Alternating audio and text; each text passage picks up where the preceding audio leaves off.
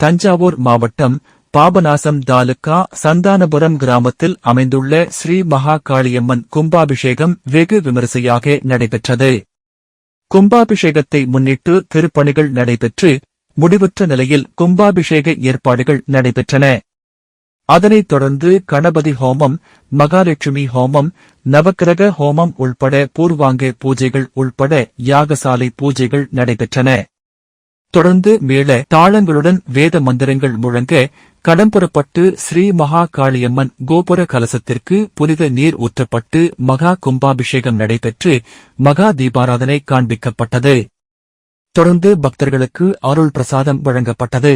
கும்பாபிஷேக நிகழ்ச்சியில் சந்தானபுரம் கிராமவாசிகள், நாட்டாமை மற்றும் திரளான பக்தர்கள் பங்கேற்று சாமி தரிசனம் செய்தனர்.